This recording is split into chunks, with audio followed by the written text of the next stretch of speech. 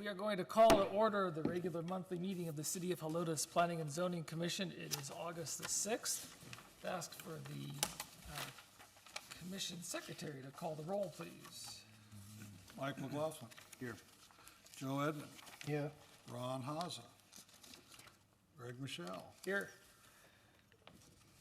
Jason Whitman. Here. Richard Hawk. Here. Jeff Wade. Mario Rios. Okay, and we have Susan Doris from staff, and we have Alex Blue from council with us. Our first item up this evening is a public hearing. We'll open the public hearing at 7:01. The public hearing is to give all interested persons the right to appear and be heard on a request from city staff to amend the Municipal Code of Ordinances, Chapter 18, Buildings and Building Regulations, and Chapter 98, Zoning, amending building permit expiration and extension terms, and required inspections and requiring a certificate of occupancy for residential structures. If we have anyone here tonight who wishes to speak to that, I'd invite you to approach the mic.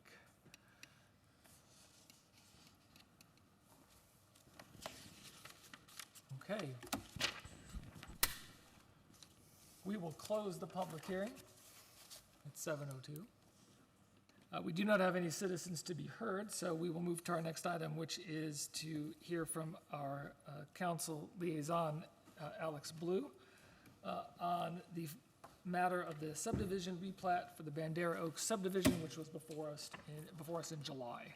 Alex. Thank you, Mr. Chairman. You all may remember that this was the replat of the property behind and around the Wash Tub, KFC, and the other little strip center development down there on Bandera Road, just west of Cedar Point. Prior to the council meeting, I expressed the concerns of this commission to both the mayor and city administrator with regard to the hope that the property lines would be drawn differently in order to save the trees along the back section of that particular property. And so when the council meeting began, they had some good answers for the members of council, and the two issues that were there. One, it was not legal for either planning and zoning or council of the city to require them to draw the lines in any which way. We couldn't put that kind of stipulation on it, which we suspected, which is why it was only a concern and not a requirement. And two, that the tree preservation plan for the property encompassed all of the trees on the entire original acreage and was not lot by lot. And so the original development did remove a number of trees closer to Bandera Road, designating the back property line trees as the ones that had to be saved. Regardless of the sale of that property or development of that area of the property, all of those trees would still be developed anyway. Would be saved anyway because they were part of the original development plan. It doesn't go lot by lot within that development. So with that in mind, the city council did exactly what the Planning and Zoning Commission did and has approved the replat as presented. Questions for Alex? So the suggested issue about the lot line, it went with the original that was submitted by the applicant? The lot lines are drawn as submitted by the applicant, which were different than the original platting months back. Okay. So they do not, the corner lot line does not extend all the way to the corner of the property, but does cut back in a few hundred feet. But the trees in that section are not any less protected, and the buffer is not any less present than would have been there had the lot line been at a different spot. Great, thank you. Question. Was there something about the traffic flow on that change, where the traffic flowed around and out? No, the platting had nothing to do with the traffic flow.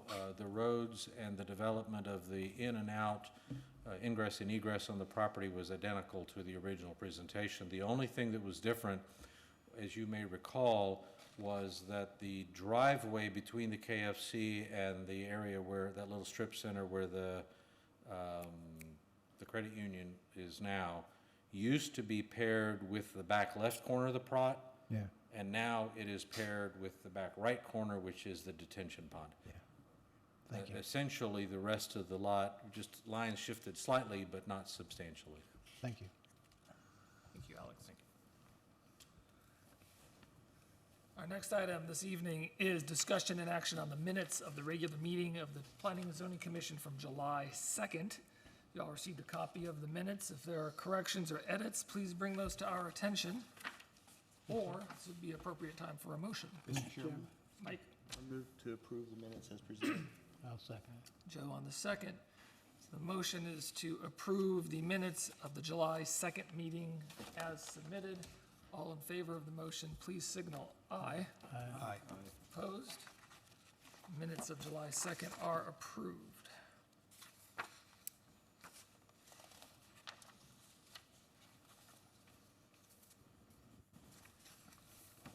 Very good. All right, item 7 tonight, I will read it all. Is discussion and action on an ordinance of the City Council of the City of Helotes, Texas, amending Municipal Code of Ordinances, Chapter 18, Buildings and Building Regulations, Article 1 in general, and 2, Technical Codes, Sections 18.2, Building Permits, 18.3, Certificates of Occupancy for Residential Structures, 1811, International Residential Code adopted, and 1812, International Building Code adopted, and Chapter 98, Article 14, Administration and Enforcement, Section 98, 463A, Certificate of Occupancy, by amending building permit expiration and extension terms, and required inspections, and requiring a certificate of occupancy for residential structures, authorizing the city administrator to implement the provisions of this ordinance, providing for severability, repealing any other code provisions, ordinances, or parts of ordinances and other provisions in conflict herewith, providing a penalty, incorporating recitals, and adopting an effective date. And with that, I'd ask if our staff representative, Susan Darst, if you could speak to the item for us, Sure. and then we can discuss. Thank you. Yes. Lapsed single-family building permits and extensions are increasing in frequency and number prior to the completion of said homes, particularly for custom homes at higher price points.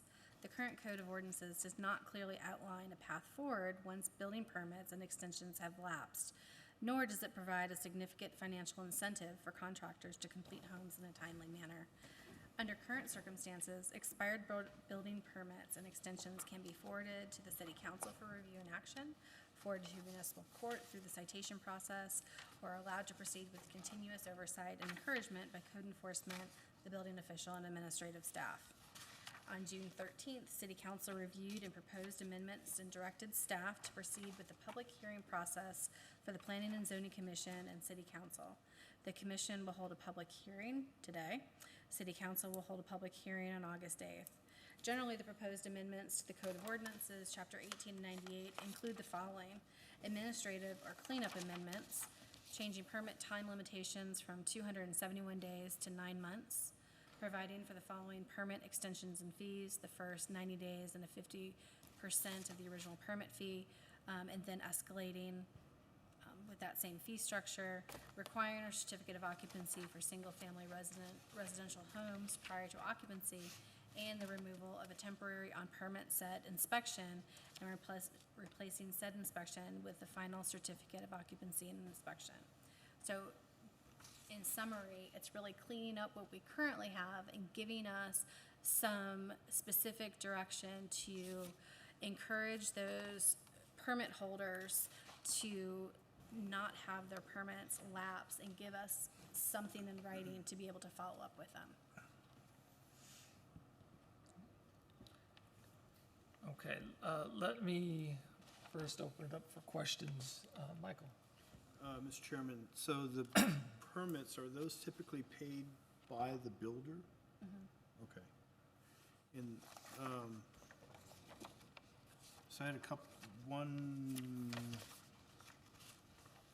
I was looking through this last night and then highlighting what I remembered reading. So on the permit extensions and fees, the fifth and more says 60 days plus same escalating fee structure. Does the commission think that's clear, what the same escalating fee structure means? Do we start over at 50% again, or do we just go up 100% by each period. Okay. We can clarify that, and Susan, I presume that the intention was for the next one, for example, to be 400%. Correct. Okay, Right, and that's my assumption too. right, but to clarify it, Is it clear? That's a Would good point. everyone interpret it the same way, is my question. we can roll that into a motion as soon And as is people are this, comfortable. is this legal language, it's reading it's worded this way? Say that one more time? Is this legal language reading it's worded the way it is? Has this been reviewed by council? I'm sorry, what was the question again? Has it passed legal muster? In other words, is this language legally permissible? You know what, I don't know the answer to that question. I can find out and let you guys know. I would assume, though, that before this is enacted, before council approves, that Yes. council, city attorney will have the opportunity to review it. And- Yes, sorry, go ahead. Another one on section 18-2, paragraph E. What permit, page is that on? 2 of 8. 2 of 8, thank you. And maybe I'm making more out of this than needed, but I'll ask anyway. Permit extension.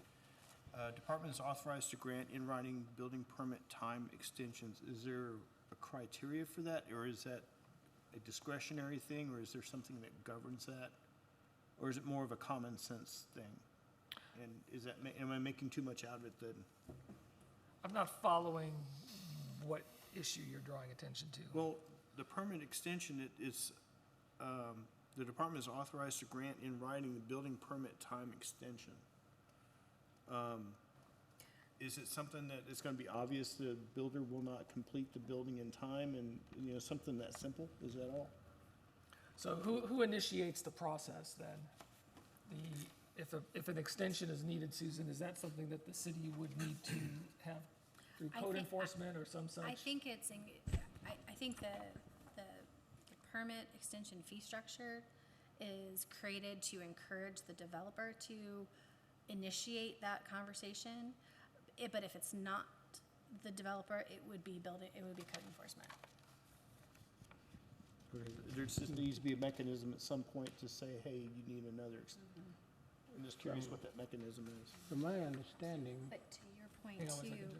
I think also the changes were to take out development services and to take out this the A one time. Right. building Oh, I permit. understand, yeah. Joe? from my understanding, if the builder lets the permit expire, it has to start all over again, is that correct? They have to go back and re-request a permit and all that. In other words, if they don't ask for an extension and pay a fee, it'll expire, Yes, and then they'll have to start the process all over again. they would have to then apply for an extension. Yeah, you wouldn't get, I think what he's asking is you need a new permit. Once it expires, then you were talking about a new permit, right? It starts all over. I think My it's- understanding it would be an extension to the Is an permit. extension a new permit or not might be just a distinction without a difference, I don't know. But the way I'm understanding this is, the way it is now, the way we're proposing would be to get an extension. Correct. The way it currently is there would not be an extension but expire. So So maybe what's the process clarify start? this for us, Susan, and maybe this goes to your question, Joe. Right now, existing, when that expiration date passes, what's the process right now?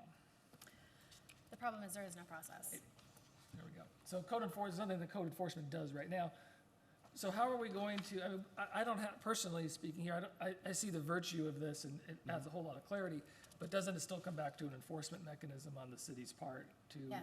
ensure Yes. that people are following this? And is staff prepared to ensure that that happens? Yes, yeah. Jason? Question, so what causes a permit to expire? Is it, do they just not make it in a year, or they fail to get an inspection, the next inspection within a There year? has been several cases where it's been the whole spectrum, but I think most important are the cases that stand out in my mind that I've heard discussed are just complete inaction at the job site. Nothing's getting done. It becomes a safety hazard. The owner and the builder maybe have parted ways. But it's been various different reasons. And as we've identified, we really don't have anything in place besides reporting to know when permits expire. So there's definitely some follow-up that needs to happen on our part. But this would give them definitely, again, it's meant to encourage them to make sure that they renew for that extension before their permit expires. Yeah, and I think maybe to answer some of these questions, what would kind of force the enforcement would be the next inspection. If you need your final plumbing inspection and you're a year past, your inspector shows up, looks at the permit and says, a year's passed, sorry, you need to go and refile. I mean, that's your enforcement opportunity. Just as a personal thing, I'd say I would probably feel a little more comfortable with a year. As a max? As a starting point, and I know 9 months, but it's been my experience. My firm, I don't personally do a lot of residential, but my firm does. And lately it's been a year. I mean, that seems to be what a lot of builders are telling us, that and even ones that perform quite well. I mean, I know guys that can do it in 9 months, but that's few and far between, honestly, with a lot of these bigger homes that, get into 4,000 or 5,000 square feet. That's 9 months is really tough. And the ones I'm familiar with seem to relate to money. After a certain period of time, it's no longer financially feasible for the builder to continue what they're doing, and they just stop. Yeah, no, I agree, and there's all kinds of games. I mean, there's some, even on the client side, I mean, they may, just do enough to get the next inspection and keep it rolling that way, and they may have their own reasons for doing that, and I've seen that as well. But I've seen a lot of good builders that, push hard, and still a year, for a 5,000-6,000 square foot luxury home, 9 months is a very, very, very tough schedule to keep. So what It's the reality of the city now is trying to do is say, okay, we'll let you continue, but we'll need to collect fees for you as you go, Yeah. so you don't just, Well, you can definitely include that in your recommendation to council. Other thoughts? Richard, Ron, anything? Michael? Mr. Chairman, so one thing I was wondering about, Susan was saying that the builder and the owner, I guess you would say, have parted ways. So in that case, what mechanism, versus this ordinance, where does the department go to assess those fees or fines?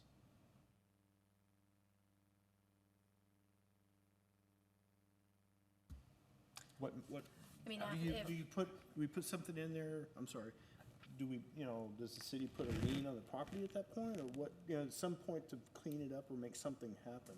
I don't know if that's too heavy-handed, or? It's kind of open-ended, just the percentage just keeps going up, but if they parted ways, what do you do? Well, There's no closure to it, I don't think. well, the owner.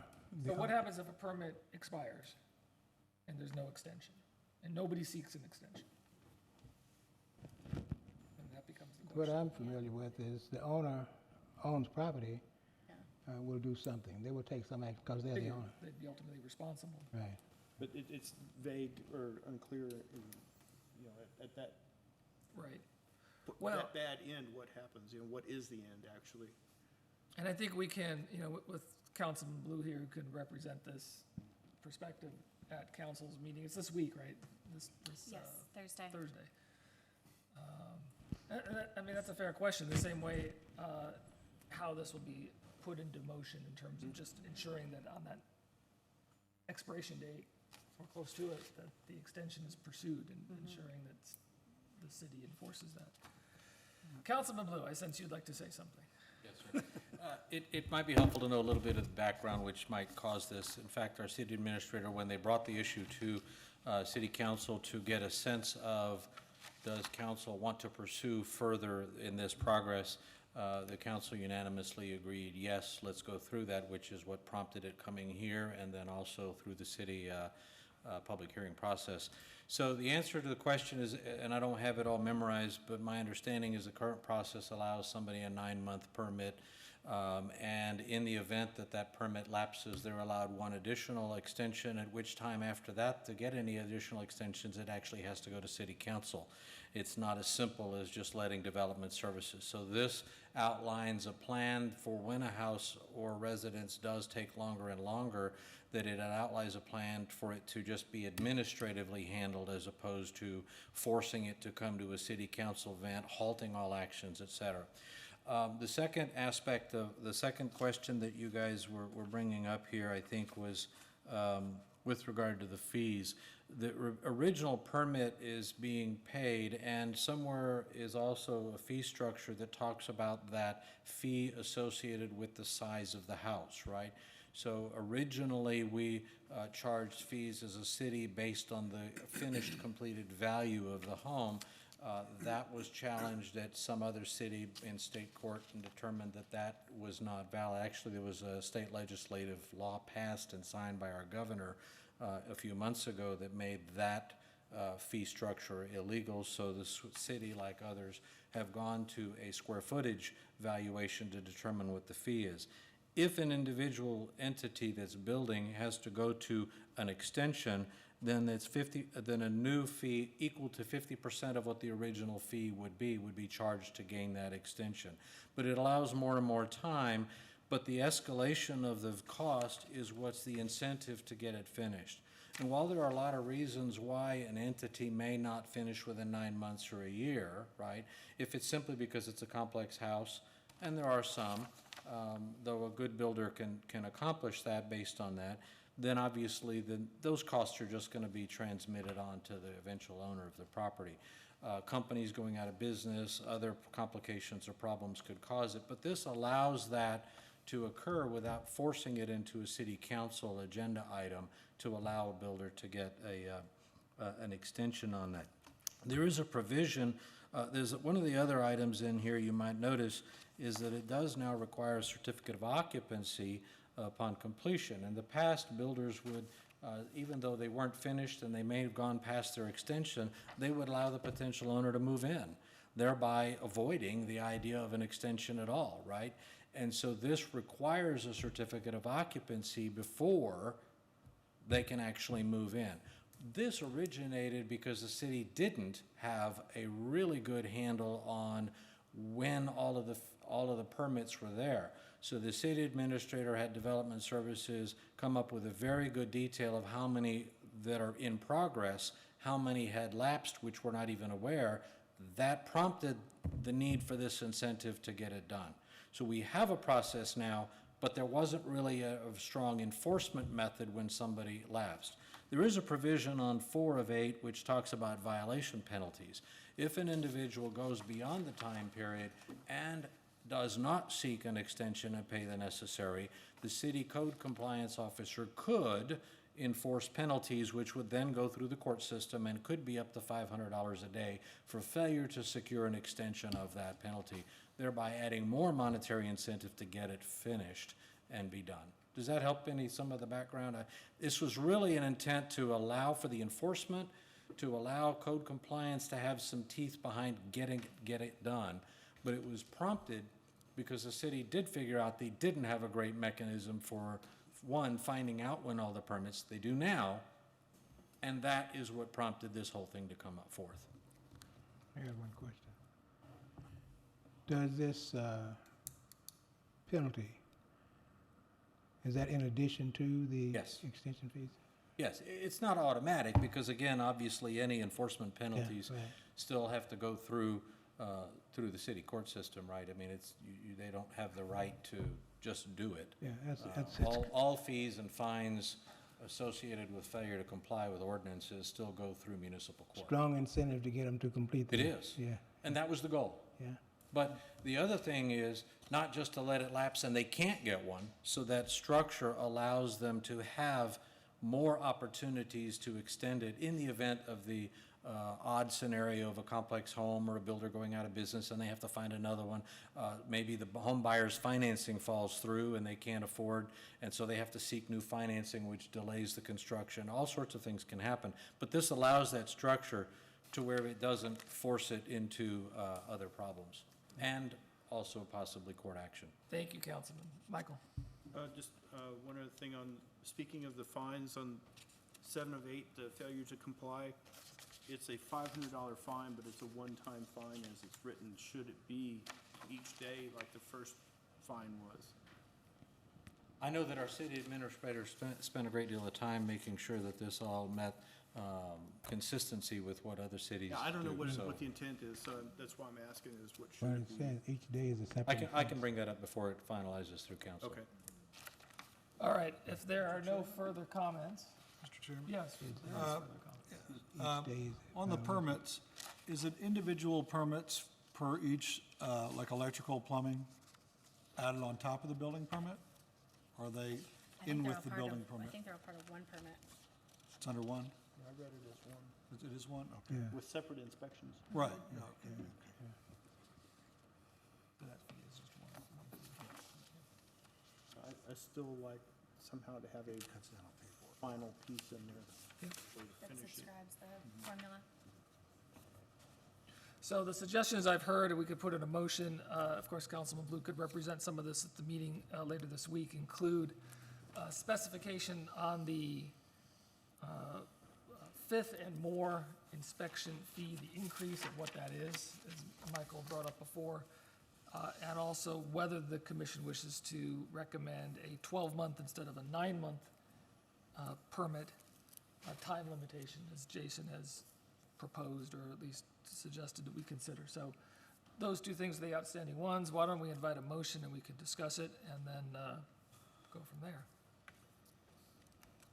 Mr. Chairman, I'll try to propose a motion. Okay?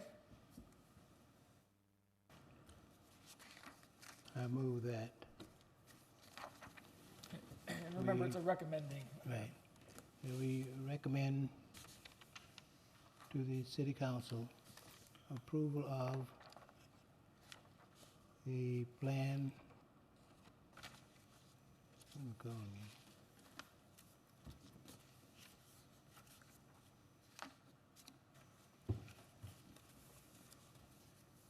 For an action on ordinance of the city council of the city of Helotes to amend municipal code ordinance, chapter 18, building and building regulations, article 1, in general, and 2 technical code, section 18.2, building permits, 18.3, certificate of occupancy for residential structures, 18.11, International Residential Code adopted, and 1812 International Building Code adopted. Chapter 98 zoning, Article 14, administration and enjoyment, Section 98463, certificate of occupancy by attending building permit expiration and extension terms and required inspection requiring a certificate of occupancy for residential structures. Authorizing the city administrator to implement the provision of the ordinance, provided for severability of repealing and other code provision ordinances or parts of ordinances and other provision in conflict with herewith, providing a penalty, incorporation, recitals, and adopting an effective date to the city council for approval. A mouthful, huh? Is there a second? I'll second. All right, so that's essentially as submitted here, correct? Yes. Okay, so discussion of the motion. Joe, anything that you, oh, actually, we need a second, excuse me. Do we have a second for the Yeah, motion? Ron, Mike seconded. Mike does, okay. So you guys, anything on the motion, Joe? or I Mike? think it's been discussed about as far as we can take it. Gotta get to city council. Michael? I still feel, I'm curious if you would recommend extending it to a year, as we discussed on the commission, amending your motion to include it for a year. And I- if you, go ahead. I don't personally have a problem with that. I just, what is the value of 9 months versus a year? What is the value of a year versus 9 months? Letting some of the builders complete the job, when they would have ordinarily completed it within a year, but otherwise they'd be fined for something that would take a year, no matter how you sliced it. I don't have a problem with that. Okay. So amending it to include a 12-month instead of 9-month timeframe. And then, some of the things that I was asking about on the fines and stuff So like those can go through council? Yes, as long as that's recorded. Then the other thing still pondering is what is, you know, like a contract, there's an end to it, there's a defined end. How does this, I like the structure and everything for the increasing the fees, that's okay, but it doesn't end. And do we care that it never ends? It's open-ended. So at one point, somebody's gonna say, all right, I'm done paying, and they walk. We're left with a lot, and an owner's left with a lot that has to be cleaned up or is a safety hazard. What's the incentive to not make that, do we put a lien on it? What's that endpoint in this ordinance? Okay, so that's a fair point, and I think that we will. Or is that a council thing too? Well, council, but as well with city attorney, we'll have to make sure that there's a clear resolution to that So as this gets implemented, in whatever form it takes. So Joe, would you consider amending your motion to recommend consideration of a defined endpoint to this? Personally, I don't think there's a need for it because there's a property owner who is concerned about the value of whatever he's owning there. But I'm just asking for consideration, or that it be properly considered by the council and the city attorney. We Yeah, can't make that okay. determination. I think, I'd recommend, It's rather than okay, putting it put it in in a there. motion, that we'll put it in the report, and Okay. Alex, Then- as well as Susan, can convey that. That's I okay. don't think it'll go unaddressed, in other words. Right, and that's what I'm getting at, okay, Yeah, I'm good. Okay, that's good. Thank you. Other discussion? Okay, so the motion is to recommend approval. I won't read the whole thing back, we've done that twice. To recommend approval with the one change, that the permit time limitation be changed from 9 months to 12 months, Yes. okay? Now, I noticed something. I don't know the reason for this. Maybe she can answer it. But the way it was originally written was 271 days, Right. changed to 9 months. So I'm wondering if days and months make a difference in this. Well, I gather that months is cleaner and Yeah, clear. yeah, You don't have to worry about Yeah. specific okay, days, yeah, so. okay. So the motion is as submitted with the change of, recommended change of 9 months to 12 months on the time limitation. All in favor of the motion signal aye. Opposed? Motion carries. We'll also convey through Alex the other items that we brought up for consideration regarding the endpoint and the clarity of the fee structure. Thank you. Okay, we moved to item 8 tonight, which is discussion and action on a request by Stanley and Phyllis Goodson for approval of a conceptual design plan for Helotes Retail Center located on 1.963 acre tract of land situated generally at the intersection of State Highway 16 South and Old Bandera Road. And that will include but not limited to the site plan, building design, and exterior lighting. You guys have to be here for that, right? If not, I'm really concerned. If we have questions, Susan, anything beyond what was presented by staff? No, we have reviewed, or staff has reviewed it. We find that the plan is compliant. Just a couple notes, the city arborist will administratively review and approve tree preservation and landscaping. And per the request of the developer, the signage will be submitted at a later date. Signage will be coming back, we'll verify that, okay. Happy to hear from one of you all, if there's sort of the lead person who'd like to highlight any particular portions of this that you think deserve our attention, if there's anyone who'd care to.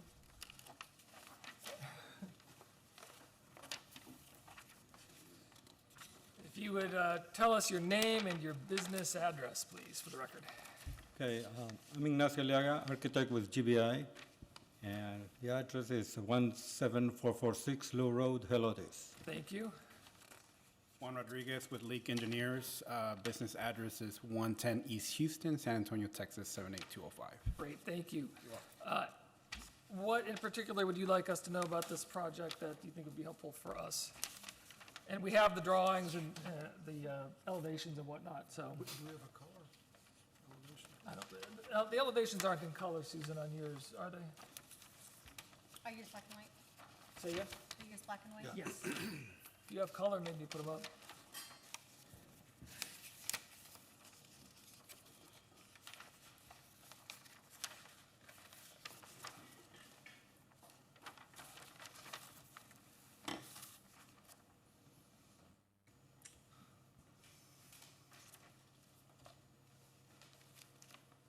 Ten more pages. Can everybody everybody see the material board? Yes. Gently. Thank you for bringing those in. So tell us, since they're here in person live, well, what are we looking at right here? It's gonna be a retail center, and we're trying to give a modern interpretation to a country feeling. So we are using a corrugated metal, we are using wood planks, but with a kind of a twist to have the feel of a country place, but at the same time from this century.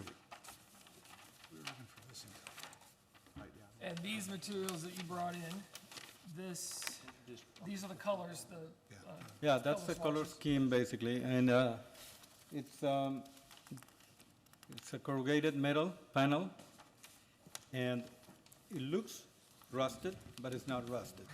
You know, the finish is done on purpose like that. And then on the front, we'll have wood planks, different colorations.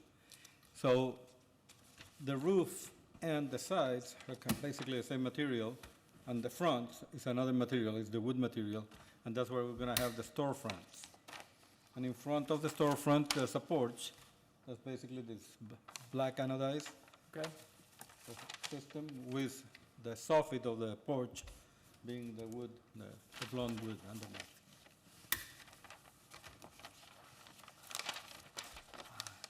And did we, maybe I missed it. I did miss it, never mind. The lighting that you have proposed, it is all compliant with code in terms of being Correct. dark sky compliant and so forth. Yeah. Let me open it up for questions up here from the group. I have a question, Mr. Chairman. Yes, please, Joe. Just looking at this, I'm trying to figure out how does this fit into the master plan? How does this fit into, when you say the master plan, are you referring to the city's master plan? Okay. So a retail center along Old Bandera, Yeah, State Highway 16, right. would seem to me to be the corridor where you would expect a retail center. What is this, it's about a 2-acre lot, what's the size of the structure? Do we know? On offhand? the, About 18,000 square foot. And how many tenants are you expecting roughly? well, it's gonna be a shell at this moment. So it could be between 1 tenant to 5 tenants, 6 Depends. tenants. Correct. Excuse me, I'm referring to colors and materials. Colors and materials, okay? So are you suggesting that they don't fit into it? It doesn't, in my mind, it doesn't. So the master plan, design standards, that is, Right. suggest, and if that's what you're referring to, suggest a hill country look and feel Yes, right. without specifying particular colors, if I'm Right. not mistaken. Yeah, they Susan? actually, legislation that just passed this legislative period specifically states that we cannot manage colors from a municipal level, so we can stay with the theme, but we can't dictate. That's the any latest particular action Colors taken. or materials? Colors and materials, And materials. That's the latest action from the state. state legislator. So these were just base materials, so we will be adding more materials, but But- still in compliance with what we're trying to do. Well, we can't do it as a compliance issue, can't we do it as a recommended issue? You can recommend, yes. Yeah, so as long as they know what we're talking about, then we can ask them if they would consider that. Yes, That's my point of getting to this. yes. Ron, You don't have a color Elevation? elevation, do No, we don't have one. you? Okay. We can produce one. We can produce one and maybe, It makes it easier on us. okay. but there are colors, I hope everyone sees the color Yeah. pictures Yeah. of the And the mood board. materials. You have this mood board, Yeah, we've got that one there. Right. Same one. That gives you more or less the idea where we're trying to achieve. Yes, the concept is. Yeah. Question, what are the materials of the secondary buildings? Are they the same palette? There's can you go back to the site plan? Sure, this one? Site plan. on the, there. We have the main building, basically that's made out of this. Then there's a little building, this one over here. We call it the found building. It's really not there. But we want to have a replica of an old stone house that you can find anywhere here on the creeks, in the Gelores. Have that like a surprise. This is a building that used to be here. And then there's another building on the back that has a garage. And that's a two-story building, basically done with the same language as this. Is that meant as an accessory building, or is that meant as is that retail space as well? It is an accessory building, basically.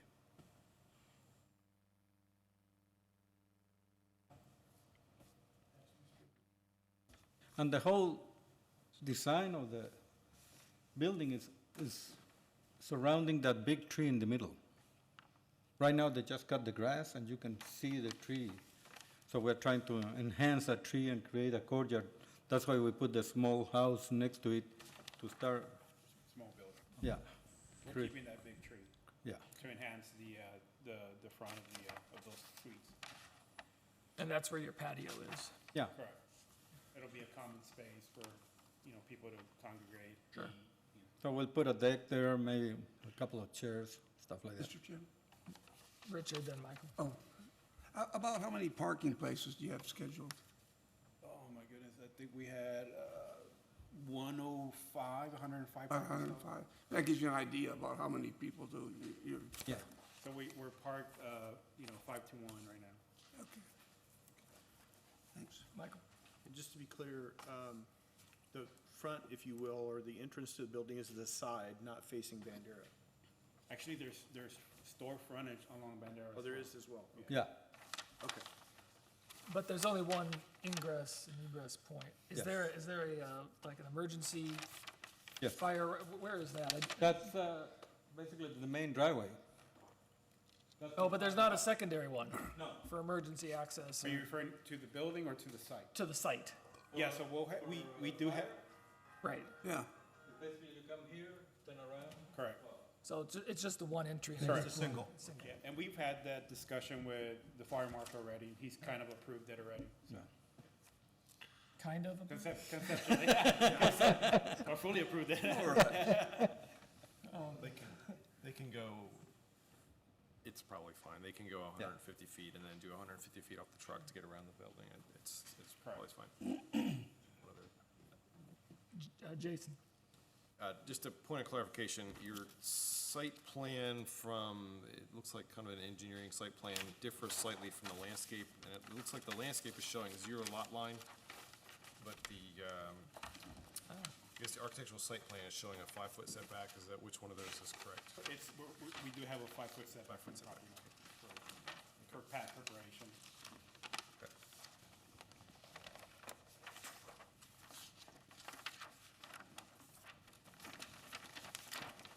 Okay. Thank you, gentlemen.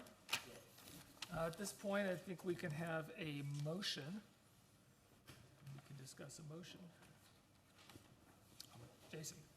On discussion and action on a request by Stanley and Phyllis Goodson for approval of a conceptual design plan for a Lotus Retail Center located on a 1.963 acre tract of land situated generally near the intersection of SH 16 South and Old Bandera Road, more particularly described as BCAD property ID number 242105, including but not limited to the following: site plan, building design, and exterior lighting. I would make a recommendation to approve. Is there a second? Mike, further discussion? I think it, to me, basically complies, I think, with what we're looking for, and I think it's well laid out. Michael? I agree. I think it shows there's careful consideration of the materials and the colors and everything, although it is a lot of that brown for the tin, but it is, it's well thought out, I think. Others? I appreciate the careful presentation and the detail. It's very helpful to us, and Speaking personally, I think that one could question the legislature's wisdom in not allowing us to directly talk about materials and colors, but I think this does fit with the larger scheme of the city, so commend you for that.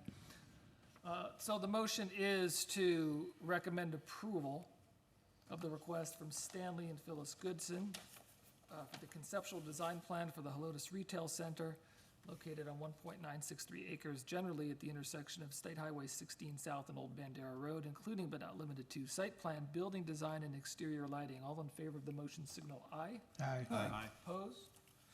Motion carries. It'll be before city council. Will it be this week as well, Susan? Yes. So August 8th, yes, 2 days from now. Make sure you come back. Okay, thank you. That brings us to the conclusion of our agenda for this evening. Mr. Chairman, Ron, yes, do you have a motion? may I make a motion to adjourn? Is there a second? Mike, again, you seconded everything today. That's right. All right. It used to be first, somebody else taking over. All right, so all in favor of adjourning, please signal aye. Aye. Opposed, we stand adjourned at 7:45.